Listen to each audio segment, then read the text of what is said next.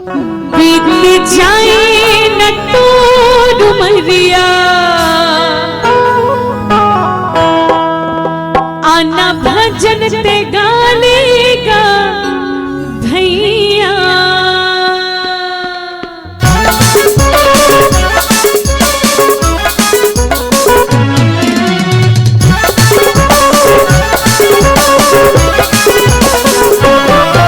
बीत जाए न तो उमरिया आना भजन ते गालेगा भैया। बीत जाए न तो उमरिया आना भजन ते गालेगा भैया।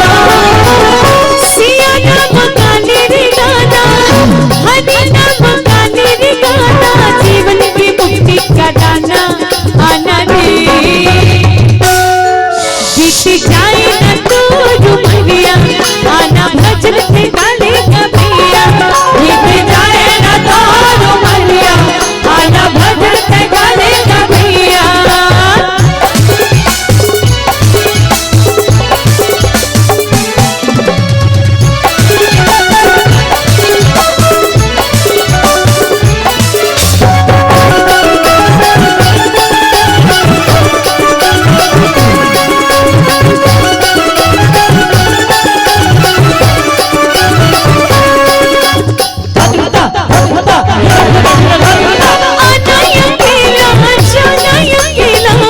सत्य सत्य गंगा नहाना सत्य सत्य गंगा नहाना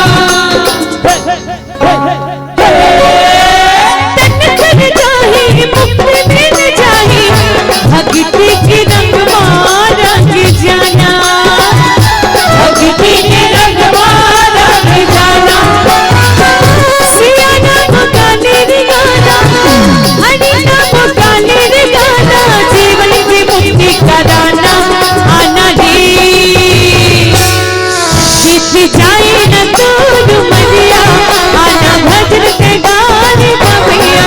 बीत जाए न तो उमरिया आना भजन ते गालेगा भैया।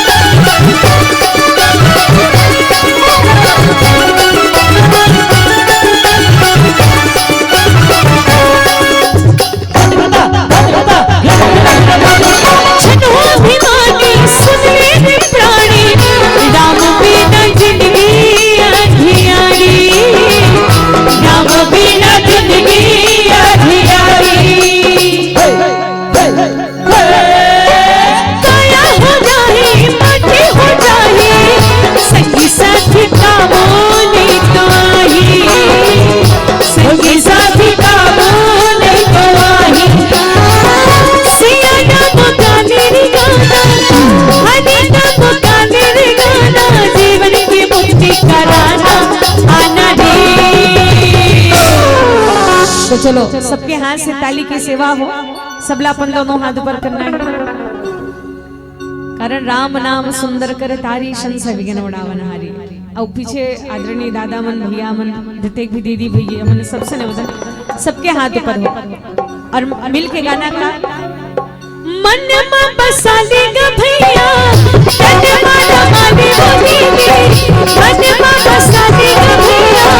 तन माला माने होगी भक्ति सिया राम की जिंदगी में काहे होगी बिना हरि नाम के। जिंदगी में काहे होगी बिना हरि नाम के।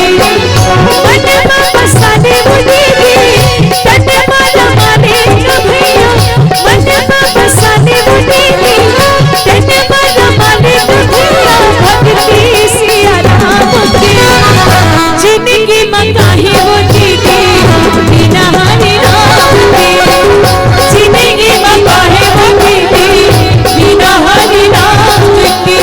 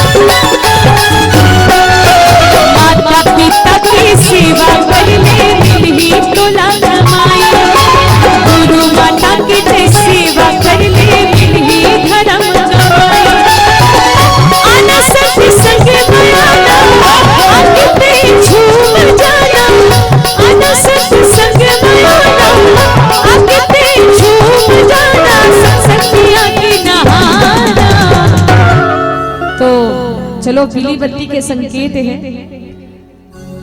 और यही भाव के साथ आप